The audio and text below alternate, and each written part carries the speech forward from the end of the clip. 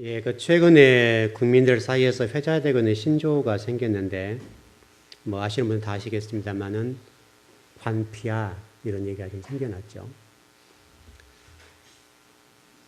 관피아라고 하는 사람은 시대적인 배경 때문에 그런 건데, 관료들의 부정부패가 좀 도를 넘었다, 이제 이런 얘기 아닙니까? 그래서, 어떤 글들을 읽어보니까 고구마 줄기에 고구마가 달려 나오듯이 쭉 따라 나온다 이제 그런 얘기들이 있습니다. 아마 이런 내용들은 우리 수요일 날 공부했습니까? 금요일 날 공부했습니까? 하나님이 하나님을 계시하는 방법이 특별 계시와 일반 계시를 통해서 말씀하신다 하신 것처럼 이 얘기는 지금 세상을 얘기하는 것이 아니라 바로 이런 과정을 통해서 우리 교회의 모습을 보여주고 계신 것이라고 보면 됩니다. 그래서 우리 교회들도 지금 이런 관피아라고 하는 말에 관해서 결코 자유롭지를 못할 것 같습니다. 그래서 우리가 지금 창세기 6장 다바르 성경 공부하면서 세상 힘의 원리에 관한 부분을 계속 공부하는데 바로 좀 이런 얘기들이죠. 이런 얘기들이고 우리가 좀 전번에 좀 에레미야서 우리 새벽 예배 말씀 묵상하면서 제가 이제 목사이고 아침 새벽 예배이기 때문에 말씀을 좀 절제하고 핵심만 전했죠. 아침 시간적으로 부족하고 그렇고 그러니까요. 그런데 저는 그 에레미야서를 묵상하면서 관피아보다 더 무서운 것이 있다라고 보았습니다. 그게 뭐냐면 종피아라고 하는 단어입니다. 이게 제가 만들어낸 건 아니고요. 어떻든 지금 여러 가지 신문 매체를 보니까 그런 얘기들이 오고 가고 있습니다. 에레미야라고는 얘기를 하지 않습니다만은 그런 얘기를 하는데, 여러분 에레미야 선지자는 지금으로부터 주전 7세기경 선지자입니다.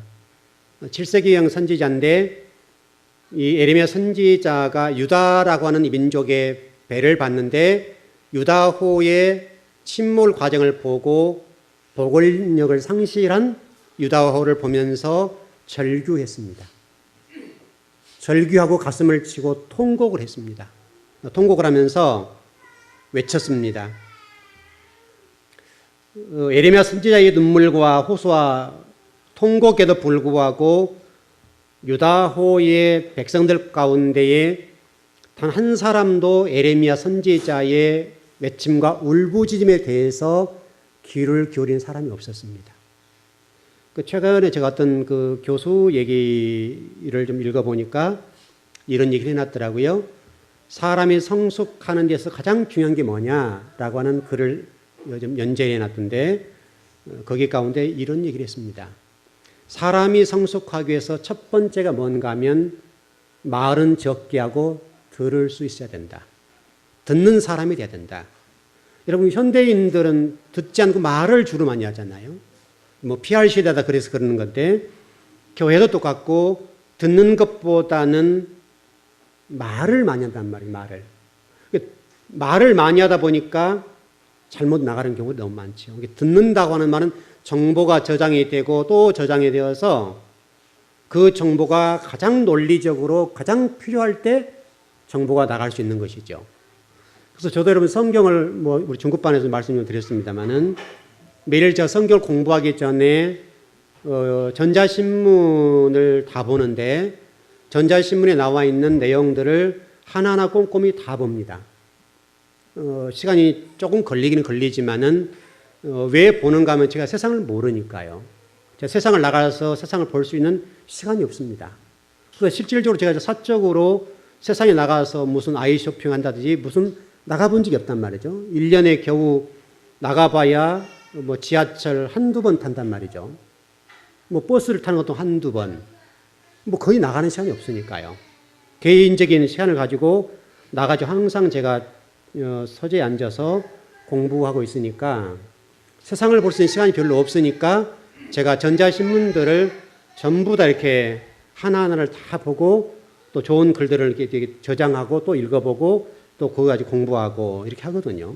근데 그 어떤 교수가 어떤 글을 써놓았는데 사람이 성숙하는데 가장 첫 번째가 뭐냐면 듣는 사람이 돼야 된다. 지금 우리 신앙도 똑같습니다. 근데 에레미야 시대에 그렇게 호소했음에 불구하고 많은 백성들 가운데 단 한 사람도 에레미야 선지자의 그 울부짖음에 대해서 듣는 사람이 없었습니다. 오히려 반대로 골리앗 세력이 되어서 거짓 선지자들과 부패한 제사장들이 에레미야 선지자를 거짓 선지자로 내몰아버렸고, 그리고 에레미야 선지자를 또 핍박하고 가두고 또 뭐 구덩이 속에 집어넣어버리고, 더 나아가서 마지막으로는 나무통에 집어넣어서 톱으로 켜서 죽여버렸습니다. 이 거짓 선지자라는 거죠. 무슨 얘기냐면 너만 아니면 해먹겠는데 이런 얘기죠. 너만 아니면 제사장으로 선지자로 해먹겠는데 너 때문에 해먹을 수 없다는 거예요. 마치 여러분 칼빈이 당시 중세 시대에 메시지를 전할 때 당시 주의 종들이 얘기를 했거든요. 당신만 아니면 내가 해먹겠는데 당신 때문에 못 해먹겠어. 이런 얘기가 똑같단 말이죠. 중세 시대에 여러분 실제로 일어났던 얘기입니다. 칼빈이 진리를 전하고 핵심적인 전하고 강단에서 생명의 말씀을 전하면서 회개를 촉구하게 되니까 많은 주의 종들이 그것 때문에 못 해먹겠다. 그래가지고 칼빈에게 당신만 아니면 목해 먹겠는데 이렇게 해서 막 야단을 쳤단 말이죠. 오히려 칼빈이 바르게 전했음에 불구하고 칼빈을 매도해버렸단 말이죠. 마치 에레미야 선지자도 그랬습니다. 당시 골리앗 세력보다 훨씬 강했던 거짓 선지자 세력들과 부정한 부패한 이 제사장들이 참 선지자든 에레미야 선지자를 공경에 빠뜨렸습니다. 핍박했습니다. 곤욕을 치르겠습니다. 나중에는 톱으로 켜서 죽였습니다. 이게 현실적으로 일어났습니다. 우리 성도들도 마찬가지일 겁니다. 하나님 말씀을 듣지 못하고 들으려고 하지 않고 말을 앞세우게 되게 되면 그렇다는 거죠. 영적 성숙에 있어서 가장 중요한 것은 듣는 겁니다. 저도 이런 설교하는 입장에서 됐기 때문에 말씀을 전합니다만은 저는 평소에 말을 별로 하지 않는 사람입니다. 특별히 상담을 오거나 그런 경우들은 말을 좀 하지만은 거의 제가 말씀을 공부하는 동안에는 하루 종일 입을 닫고 공부합니다. 생각할 게 많고 말씀을 가지고 깊이 들어가야 되기 때문에 계속 말씀을 끌고 계속 들어가는 거예요. 그런데 그 순간에 어떤 것들이 와버리면 끊겨버리거든요. 그래서 계속해서 말씀들을 묵상하고 연구에 들어갈 때는 계속 끌고 들어가는 거예요. 그래서 입을 다물 수밖에 없어요. 열어버리면 안 되거든요. 그리고 핵심적인 내용을 항상 적어가고 그렇게 공부하는 건데 그렇게 해야 공부가 되지 그렇지 않으면 안 됩니다. 그래서 아마 우리 집에 있는 사람들, 애들하고 집사람은 상당히 힘든 편이죠. 제가 말을 하지 않고 하루 종일 공부하고 있으니까 쉽지 않죠. 어떤 경우는 집사람 저희 등 보고 얘기하고 그래요. 등 보고 얘기하고 저는 끄덕끄덕 하는 말이죠. 집중도가 떨어져 버리니까요. 그래요. 그러니까 저는 일상적으로 공부할 때는 말하지 않고 계속 저 영혼 속에서 말씀을 끌고 계속 들어가는 거예요. 깊이 여행을 하는 거죠. 그래야 그 말씀이 깨달아지고 여러 가지 성경의 내용들과 또 여러 가지 세상에 돌아간 내용들을 가지고 그 말씀을 풀어내는 거죠. 그래서 말씀이 나오지 그렇지 않은 말씀이 안 나온다고요. 그 문자적으로 히브리 헬라어 봐가지고 되는 것이 아니란 말이죠. 이제 그렇게 보는 거죠. 근데 당시에 종피아 세력이라고 그냥 표현할까요, 그냥? 그 세력들은 자기의 듣기 좋은 말, 자기가 좋아한 말들을 들려주게 하고 또 그걸 통해서 인기와 부경화를 누렸습니다. 지금도 똑같습니다. 지금도 한국교회 성도들이 선호하는 주의 종들이 어느 쪽입니까? 책망하고 심판을 선포하는 주의 종들하고 교회는 싫어합니다. 그래서 지옥 얘기하고 회개해야 된다고 얘기하면 굉장히 싫어합니다. 그래서 강단에서 지옥 얘기가 없어져 버렸어요. 천국과 지옥이 굉장히 중요함에도 불구하고 이 강단의 지옥 얘기와 회개 문제가 없어졌다고요, 지금. 그래서 강단에 회개를 외치면 성도들이 싫어해요. 그러나 정말 여러분이 들어야 될 얘기는 뭐냐면 지옥 얘기를 들어야 돼요. 천국 얘기를 들어야 된다는 말이죠. 이 세력들, 그냥 종교 종피아들이라 보겠는데 독버섯보다 더 무섭고 암세보다 훨씬 무서운 세력으로 자리를 잡고 종교 사업으로 세를 확장하고 그거 가지고 인기와 영화를 누리고 있는 거예요, 지금도. 그런데 그런 어떤 주의 종들을 우리 성도들이 환호하고 세상적으로 그런 주의 종들을 높여준단 말이죠. 인기인으로 인정해주게 되고 심지어 신앙생활하는 우리까지도 그런 분들을 존경하고 있어요. 그 사람들을 좀 표현이 어쩔지 모르겠지만 마치 에레미야 선지자 시대 때에 그 거짓 선지자라고 부패했던 제사장하고 똑같이 어떻든 그를 이용해서 자기 부경화를 누리게 되고 세를 누리게 되고 영화를 누렸단 말이죠. 표현이 어쩔지 모르겠습니다만은 종교 사업을 신의 계시보다 우선하고 감언 이설로 성도들을 꼬여들게 만드는 거죠. 그리고 성도들에게 뭘 전해준가 하면 평화라다 안전하다 복받아라 은혜가 있다 이렇게만 전해주는 것이에요.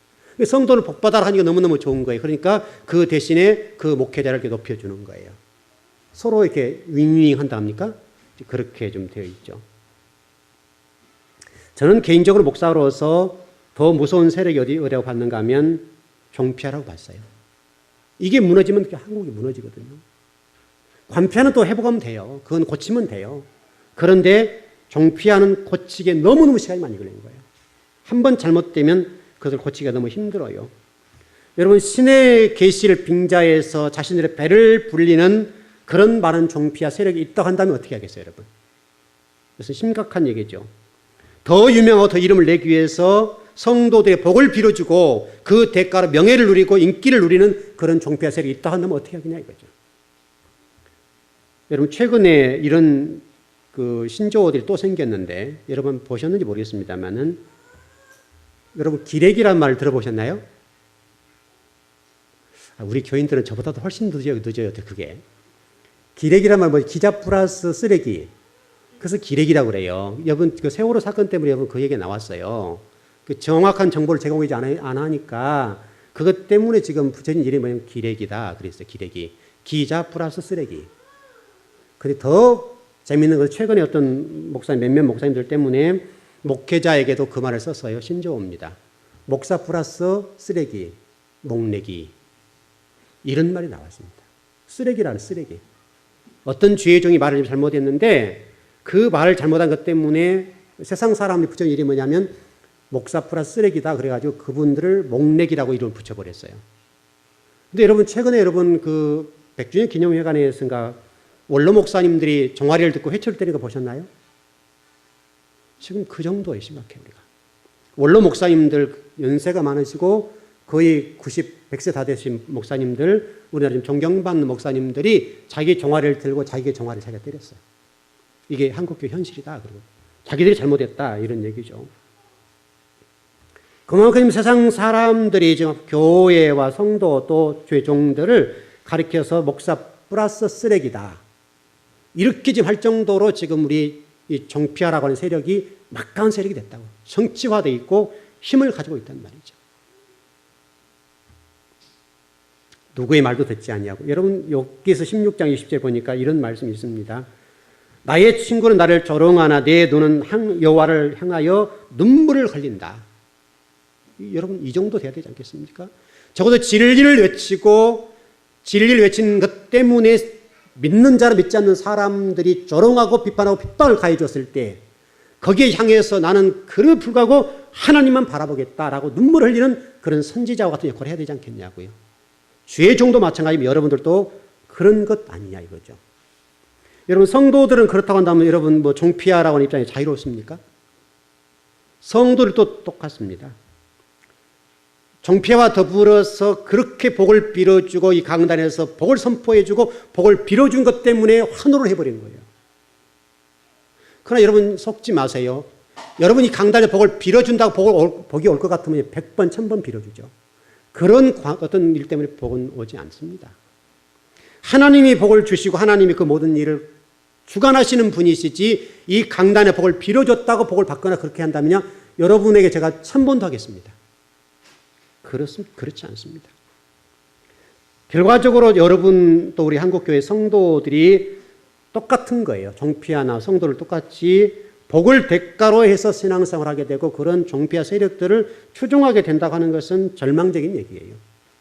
또 제가 이 강단에서 우리 즐거운 교회 메시지를 강하게 전하지만은 그럼에도 불구하고 성도들이 변화되지 않거나 더디 변화된 걸 보게 되면 때로는 가슴이 무너지고 때로는 절망할 때가 너무너무 많은 거예요. 목사로서 한계를 느낄 때가 너무너무 많단 말이죠. 도대체 목사가 뭐냐 이거예요. 목사가 뭐냐. 아무리 메시지를 전하고 심판을 외치고 돌아서라고 회전하라고 바른 길을 가라고 가던 길이 잘못되었다라고 회전하라고 말씀을 전해 불구하고 회전하지 않고 직진해서 계속해서 잘못된 길을 가는 그 성도들을 바라보는 주의 종의 절망감이 어디 있냐고 이게. 그 절망감을 볼 때마다 목사로서 이게 무력감이 빠질 때가 많단 말이에요. 도대체 목사가 뭐냐 이거예요. 목사가 뭐냐. 우리 지금 창세기 다바르 성경 공부 지금 아마 수주 동안 공부하죠. 세상 힘의 원리로 절대 가지 말라고 그렇게 얘기를 하고 있죠. 지금 여러분 향해서 말씀 전하고 있고, 특별히 지금 창세기 3장 6절의 말씀을 듣고 지난 금요일에 좀 말씀을 드렸습니다만은 하나님이 120년 동안 하나님의 심판을 유예하시고 기다리고 계셨다는 하나님, 유예하시는 동안에 노아를 통해서 메시지를 전하게 되고 하나님의 심판을 선포함에도 불구하고 인내를 가지고 말씀을 전함에도 불구하고 120년 동안 돌아온 사람이 누가 있었냐고요. 아무도 없는 거예요. 하나님의 안타까움. 하나님 노아라고 하는 목회자를 통해서 120년 동안 그 심판을 위하시고 노아를 통해서 말씀을 전했단 말이죠. 여러분 잊지 마, 심판 유예하신 거예요. 기다리신 거예요. 하나님 인내하신 거예요. 혹시라도 하고 기다려요. 혹시라도 하고.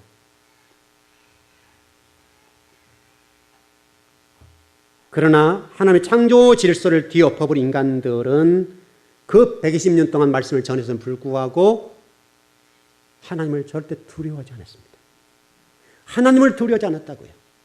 현대 그리스도인들의 문제가 뭐냐면 하나님을 두려워하지 않는다는 거예요. 하나님이 여러분 얼마나 무서운 분인지를 모른다는 거예요. 지금. 여러분 성경을 읽어보고 성경을 공부하면 해볼수록 하나님이 얼마나 무서운 분인지를 알 수 있어요. 그래서 제가 여러분 공부할 때 그런 얘기를 했습니다. 하나님 돌격하면 끝이다. 하나님이 인내하실 때 120년 동안 인내하시고 또 여호수아 이후로 바벨론 포로 될 때까지 1000년 동안 그 심판을 유예하시고 수많은 선지자를 통해서 말씀을 전했잖아요. 제사장으로 되지 않으니까 선지자를 보내서 마지막 심판이다. 돌아서면 죽는다. 라고 수많은 선지자를 보냈는데 불구하고 1000년 동안 하나님 백성들이 절대 돌이키지 않는 거예요.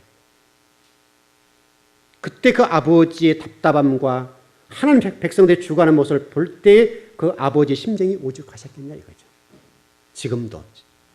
지금도 이 한국 교회 안에 주의 종들, 또 진리를 전한다는 주의 종들이 말씀을 대언할 때마다 성도들과 하나님의 백성들 교회가 회복하고 깨어나고 회전해야 되겠는데 그렇다면 회전하냐 이거예요. 그러지 않습니다.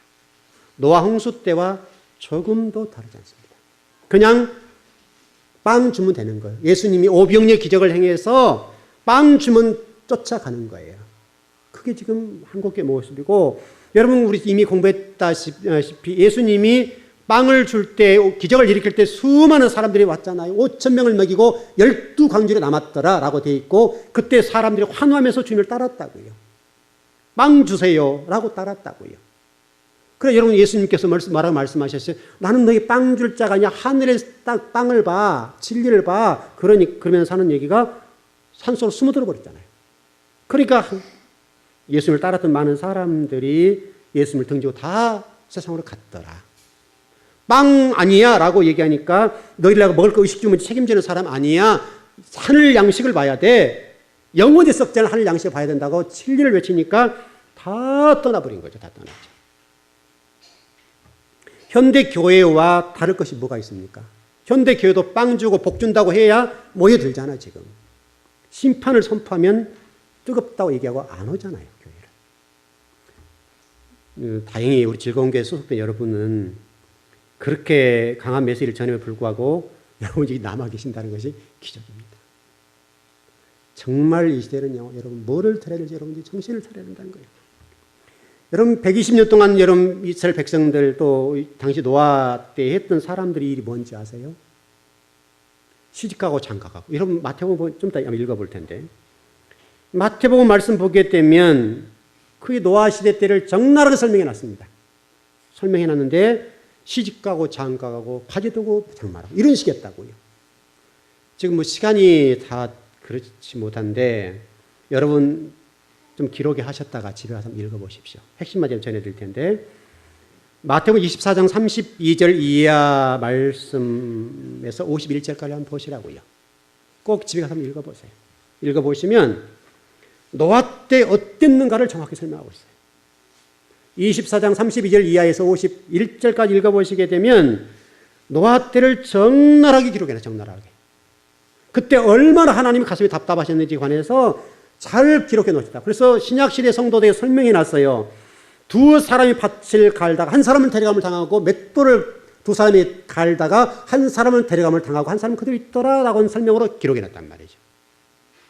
똑같이 믿는 사람들 얘기잖아요. 믿는 사람들에 관해서 밭을 일구고 있는데 어떤 사람은 데려감을 당하더라. 어떤 사람은 맷돌을 갈고 있다가 어떤 사람은 데려감을 당하고 어떤 사람은 그 남아있더라. 이게 노아 때와 똑같다라고 설명하면서 마태복음 24장을 통해서 우리 말씀한 게 뭐냐면 최후의 심판을 설명하는 거예요. 노아 홍수는 여러분 그림자예요. 여러분 그게 심판으로 등장했습니다만 그것은 최후 심판의 그림자에 불과해요. 그림자. 여러분 그걸 놓치면 안 돼요. 하나님께서 마태복음 24장을 통해서 말씀한 게 뭐냐면 노아 홍수는 그림자야. 그리고 마지막 최후의 심판이 실체야라고 설명합니다. 실체. 그거를 놓치지 말라는 거예요. 결과적으로 우리 삶에 관해서 언젠가는 심판을 받아들일 날이 있다 이거잖아요. 우리가 살아온 어떤 결과에 관해서 노아 홍수 때와 똑같이 거기에 대한 평가를 받을 날이 있을 거라고요. 그게 최후의 심판, 최후의 대심판, 백보자의 대심판이라고 설명하잖아요. 그래서 모든 사람들이 다 부활체가 돼서 나올 것이다.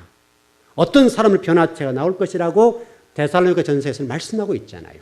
누구나 할 것이 그때는 다 주님 앞에 서 있어야 돼요. 백보자 대심판, 최후의 대심판에는 부활체와 변화체, 살아있는 사람들은 변화체가 될 것이고 죽어있는 사람은 부활체가 되어서 다 땅에 있는 사람들, 모든 사람들이 나올 거란 말이죠. 그것이 실체라고요. 그것은 뭐냐면 우리가 살아놓은 삶의 결과를 가지고 그날 평가를 받아야 돼요. 근데 노아 홍수와는 게임이 안 된다. 게임이 안 된다. 이 부분이 좀 어려운 본문이어서 한번 읽어보시죠. 노아와 관련된 내용들인데 한번 읽어보시죠. 베드로전서 3장 19절 20절입니다. 베드로전서 3장 19절에서 20절입니다.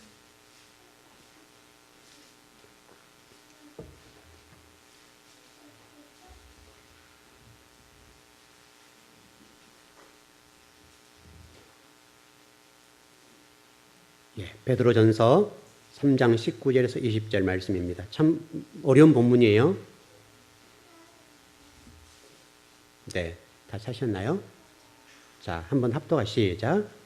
그가 또한 영으로 가서 옥에 있는 영들에게 선포하시니라.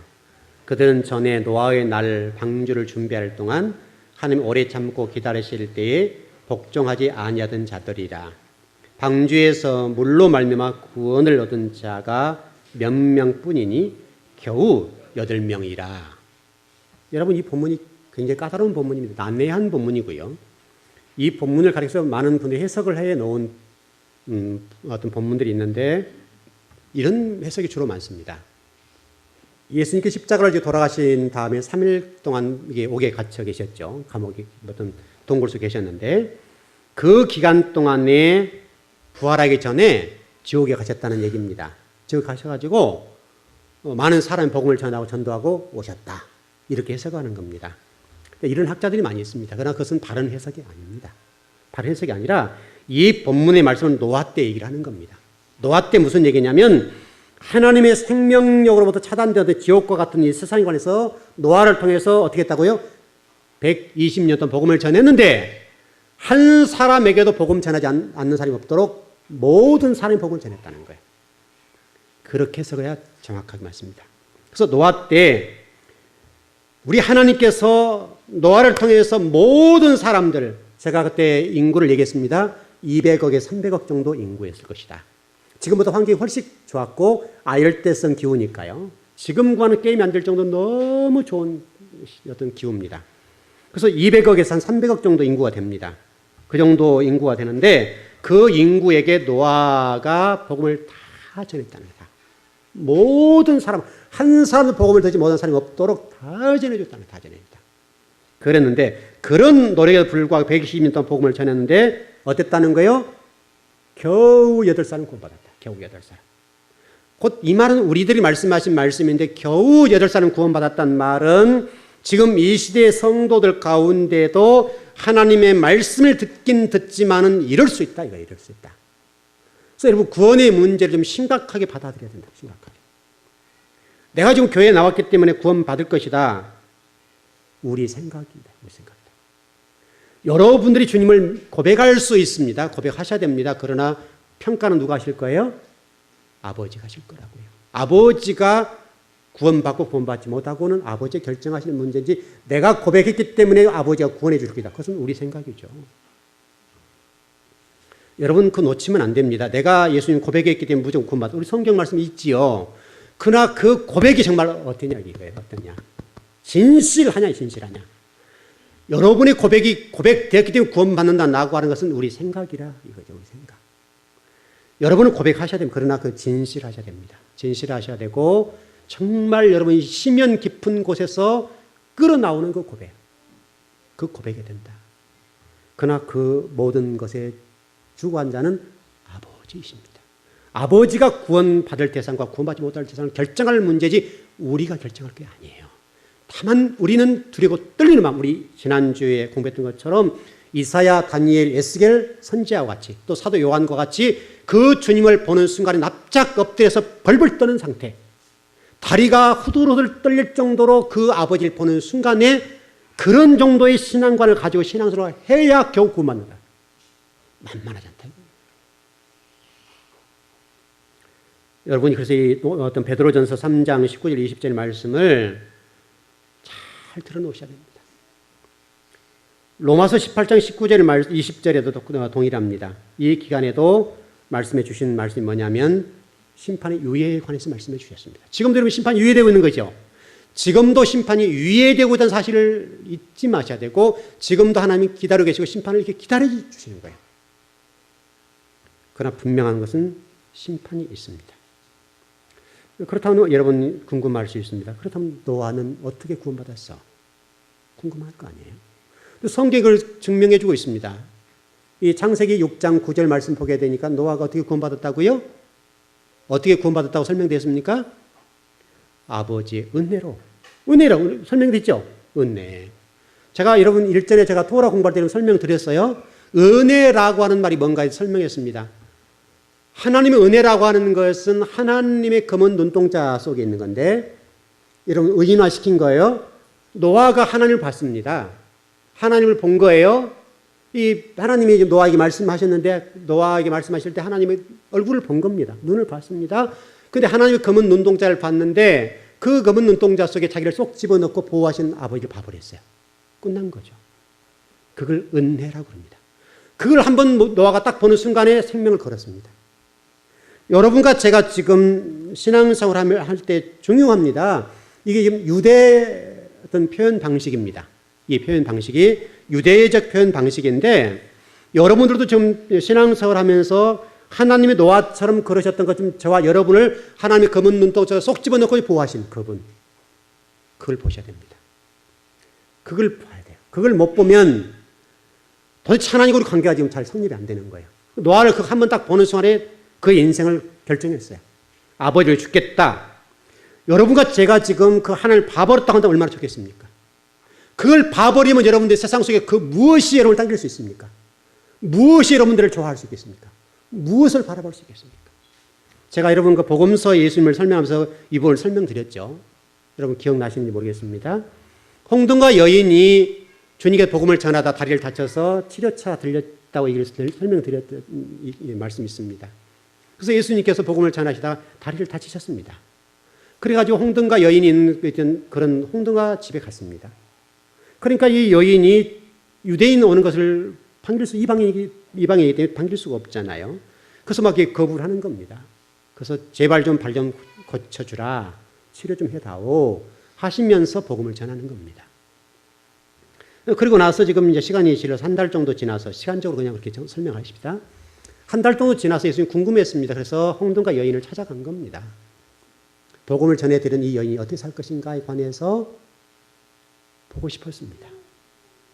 주님이 찾아가셔서 보면서 질문을 던진 겁니다. 어땠니? 어떻게 살았니?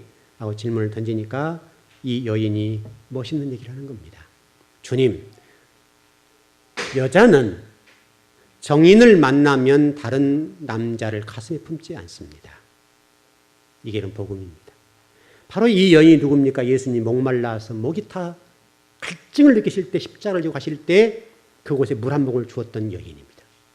그 여인을 주님께 바라보시는 거예요. 한 말씀 하지 않았습니다. 나중에 여러분 이스라엘 혹시 가보시면 성지 순례객으로 가시면 그 거리를 걸으실 겁니다. 그걸 걸어보는데 거기에 마리아가 이게 물을 줬던 장소가 있습니다. 거기서 예수님이 물 한 모금을 딱 들이키시고 한 말씀만 하셨습니다. 근데 그 여인에게 많은 얘기를 하는 거예요. 그래 정말 네가 멋쟁이다. 너처럼 신앙생활을 해야 되지. 네가 바로 과거에 홍등가에 몸을 팔던 여인이었지만은 나를 만난 그 순간 이후로 네가 한 번도 나를 벗어난 적이 없고 항상 나를 따라다니면서 모든 다 뒷일을 처리해 주었지. 멋있는 여인이 된 겁니다. 그래서 마지막 주님이 그 물 한 컵을 쫙 들이키시는 것이죠. 그리고 그 속에서 엄청난 메시지를 전하는 겁니다. 바로 그 여인이 예수님이 십자가 지신 그 죽음의 장소까지 가셨지 않습니까? 그 여인입니다. 바로 우리에게 지금 그걸 요구하시는 거예요. 우리 신앙에게 요구하는 게 뭐냐면 그런 여인들과 과거로 어떻게 사는 관계없다 이거예요. 지금 그 주님을 만나서 그 정말 하나님의 검은 눈동자에서 나를 딱 집어넣어 보호하시고 나를 살피시고 인도하시는 그 하나님을 봐버린다 한다면 네가 어찌 다른 길을 걸어갈 수 있겠는가. 바로 이 홍등가 여인 마리아처럼 너도 그래야 된다 이겁니다. 우리가 지금 주님을 만나버렸다 하면 주님 만나는 그 순간부터 내 인생을 접어버리고 주님의 삶과 나라를 위해서 인생을 사는 것이 우리가 되지 않냐 이겁니다. 오늘 이 시간 우리 예배를 드리면서 여러분과 제가 그 주님의 검은 눈동자 속에 저와 여러분을 보호하시고 우리를 사랑해 주시는 그 주님, 그분을 보았으면 좋겠습니다. 그리고 적어도 홍등가 여인처럼 여자는 정인을 만나버리면 품어버리면 다른 남자를 품지 않습니다. 얼마나 이런 멋있는 말입니까? 그 멋있는 말을 하고 평생 주님을 따라다니면서 주님의 옷을 빨고 밥을 해드리고 주님의 모든 복음 사역을 위해서 일평생을 드리죠. 정말 주님 사역하는 그 기간 동안에 온전히 생명을 드립니다. 얼마나 이런 멋있는 여인입니까? 저와 여러분이 그런 사람이 될 수만 있다면 얼마나 좋을까요? 적어도 오늘 우리가 예배를 드리면서 그런 은혜가 있었으면 좋겠습니다.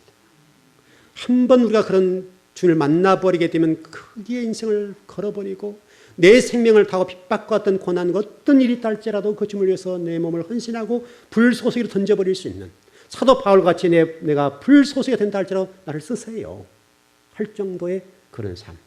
얼마나 멋있습니까? 길이요 진리요 생명이신 예수 그리스도를 현대 그리스도인이 만났다고 한다면 그 생명이고 길이요 진리이신 예수 그리스도를 만나버렸다면 어찌 우리가 다른 정의를 품을 수가 있습니까?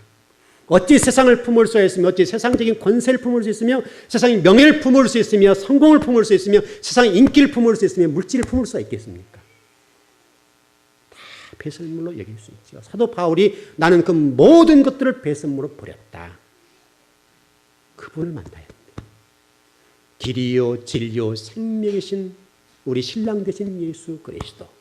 그 예수 그리스도 여러분들이 정인으로 만나버리면 여기에 여러분들 품을 수가 없습니다. 어찌 여기에 지금 주님이 계시는데 어찌 세상을 품으며 세상을 따라갈 수가 있습니까?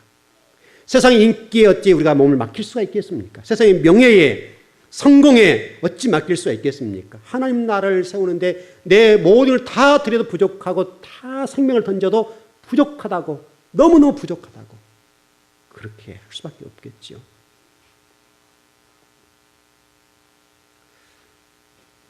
오늘 마태복음과 또 베드로전서의 이런 말씀들을 통해서 여러분 자신을 참 잘 보시길 바라고요. 특별히 오늘 본문의 말씀을 통해서 우리 좀 정리해 보게 되면 하나님이 저와 여러분들에게 의롭다라고 해주셨다. 은혜로 해주신 것이죠. 그것도 바로 은혜, 의로운 옷을 덧입혀 주신 것이죠. 똑같은 거예요. 노아 때와 지금과. 여러분들 적어도 예수님의 그 의로우신 옷을 덧입게 되었다고 한다면 이제 세상의 옷을 입을 수가 없죠.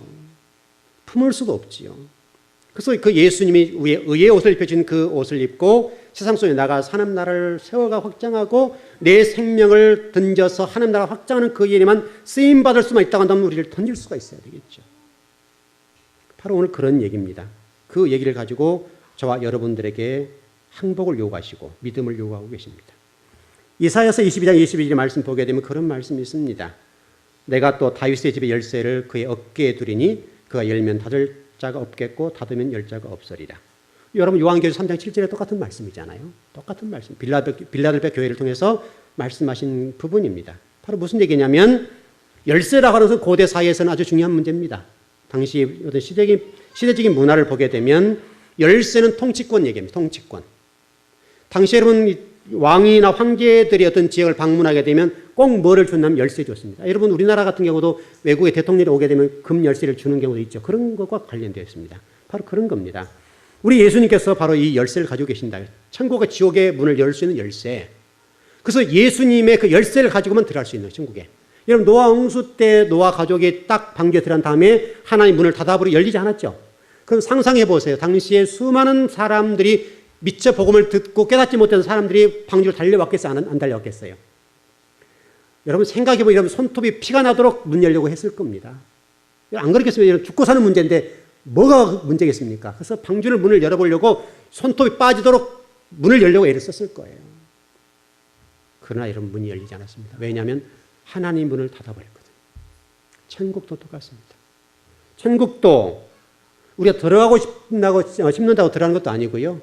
하나님이 밀어 넣어주셔야 들어가는 거고, 여러분 노아 때도 노아 가족을 밀어 넣으시죠. 그런 것처럼 그랬고, 또 그 문을 열쇠를 잠가버리면 열자가 없다. 우리 주님이 말씀하시잖아요. 그것도.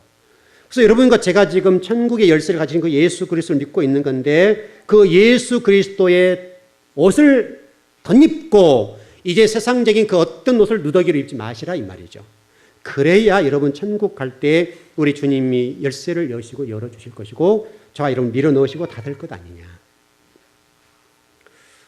여러분들이 신앙생활을 아무리 잘해도 이 문제가 처리가 안 되면 안 됩니다.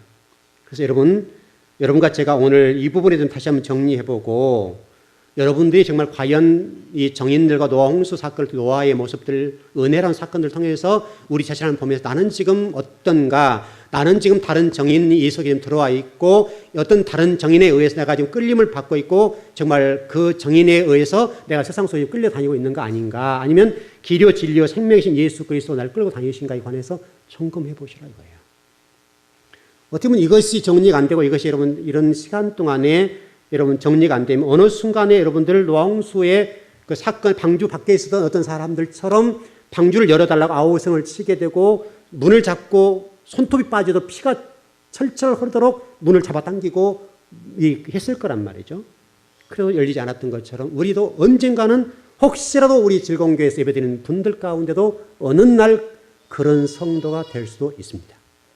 적어도 목사로서 바라보면서 여러분들에게 설교하는 입장에서 한 영혼도 오늘 예배드린 분 가운데에 천국의 문이 닫혔을 때 하나님 제발 좀 열어달라고 내가 잘못했어요 라고 그때 가서 아우성을 치고 회개하고 통에 자복하면서 제발 좀 하나님 한 번만 더 기회를 달라고 아우성 치는 성도가 없었으면 좋겠습니다.